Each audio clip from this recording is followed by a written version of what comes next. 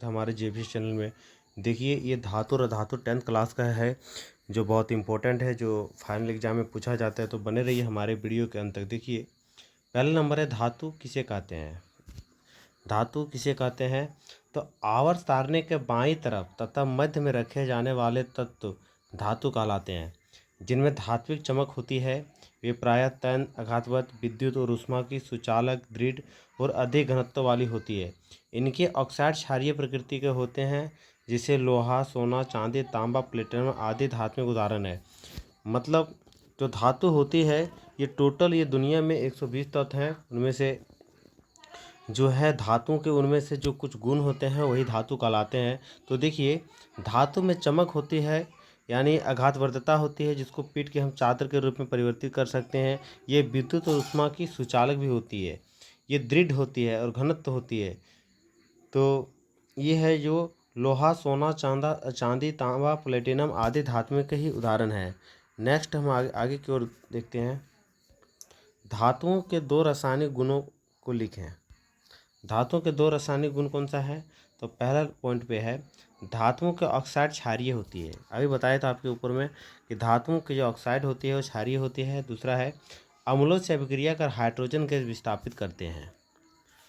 ये आपका जो एग्जाम्पल है, देखिए सोडियम जो है HCl से जो अभिक्रिया करके सोडियम क्लोराइड बना रही है, H2 गैस विस्थापित कर रही है।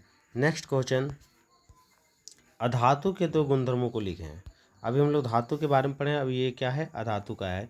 तो देखिए पहला पॉइंट आपका है, अधिकतर अधातुएं गैसीय अवस्था में पाए जाते हैं। जो अधातुएं जो होती है वो गैसीय अवस्था में पाया जाता है। दूसरा पॉइंट पे, अधातुएं सोनोरस ध्वनि उत्पन्न नहीं करते हैं, यानी ये धात्विक जो होती है वो ध्वनि उत्पन्न नहीं करते हैं। नेक्स्ट क्वेश्चन है आपका, कौन सी धातु में आसानी से संक्षारित नहीं होते हैं, यानी उसमें जो आसानी से है वो जंग नहीं लगते हैं। सबसे पहले आपको बता दें कि ये जंग क्यों लगते हैं। जब भी धातुएं जो होती है वो वायु वायु ऑक्सीजन के संपर्क में आती है और नमी यानी पानी के संपर्क में आती है, तो धातु में धीरे धीरे जंग लगना शुरू हो जाता है। लेकिन कुछ ऐसे धातुएं जो होती है ये दुनिया, उसमें जंग नहीं लगते हैं। वो बहुत ही कम अभिक्रियाशील होते हैं, ना के बराबर होते हैं। जैसे सोना और चांदी ऐसी धातुएं हैं जो अभिक्रिया श्रेणी में सबसे नीचे आती है। सोना चांदी एक तो और धातु हैं जो प्लेटिनम, उसमें भी जल्दी जंग नहीं लगते हैं, और ये 100 साल 1000 साल में भी जंग नहीं लगते हैं। ये धातुएं काफ़ी कम अभिक्रियाशील हैं। ऐसे धातुएं आसानी से संक्षारित नहीं होते हैं। नेक्स्ट क्वेश्चन है, धातुओं का परिष्करण से क्या तात्पर्य है। तो चलिए देखते हैं। बोल रहे अपचयन प्रक्रम से प्राप्त धातुएं शुद्ध नहीं होते हैं, इनमें अपद्रव होती है। शुद्ध धातु की प्राप्ति इन अपद्रव को धातु से हटाकर किया जाता है, अतः अशुद्ध धातुओं से अपद्रवों को हटाना धातुओं का परिष्करण कहा जाता है। अगला क्वेश्चन है, ऐसा धातु उदाहरण दीजिए जो, चलिए देखिए ये बहुत इंपॉर्टेंट है जो आपके एग्ज़ाम के लिए, तो हम लोग एग्जाम्पल देते हैं। तो ये पहला नंबर है, कमरे के ताप पे द्रव होता है। 1 नंबरीय क्वेश्चन है और वो मार्कशीट में पूछता है।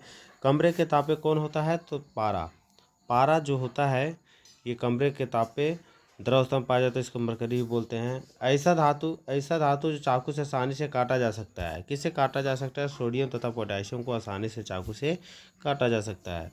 नेक्स्ट क्वेश्चन है, ऊष्मा का सबसे अच्छा चालक होता है।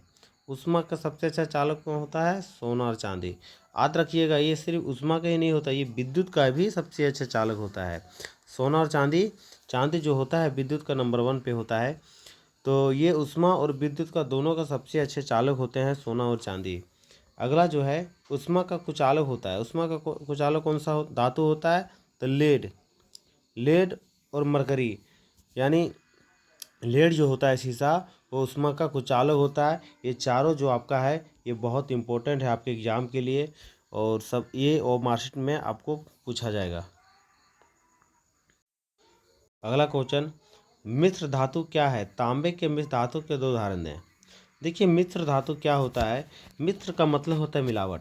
किसी धातु में अन्य धातु या अधातु की एक निश्चित मात्रा मिलाकर इच्छित गुण धर्म वाले मिश्र धातुएं प्राप्त की जा सकती है।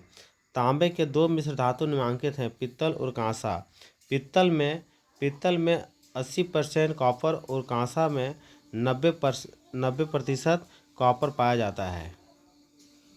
देखिए जो बहुत इंपॉर्टेंट टॉपिक में हम आए, एक क्वेश्चन है, संक्षारण से बचने के 3 विधियों को लिखें। तो 3 विधि जो है संक्षारण से रोकने के, अभी आपको बताएं कि संक्षारण जब धातुएं जब हवा और पानी के संपर्क में आते हैं तो धीरे धीरे वो संक्षारण होने लगते हैं। इसको बचाया कैसे जा सकता है? तो ये असत लेपन द्वारा, विद्युत लेपन द्वारा, एनोडीकरण द्वारा, और भी है जो पेंटिंग के द्वारा बचाया जाता है, जैसे हम खिड़की में पेंटिंग करते हैं। ये 4 पॉइंट हम आसानी से अपने एग्जाम में लिख सकते हैं और अच्छे अंक प्राप्त कर सकते हैं। तो वीडियो देखने के लिए बहुत बहुत शुक्रिया। और हम दूसरे वीडियो में जो भी धातु और धातु के क्वेश्चन छूट गए हैं वो सारे हम डाल देंगे। थैंक्स।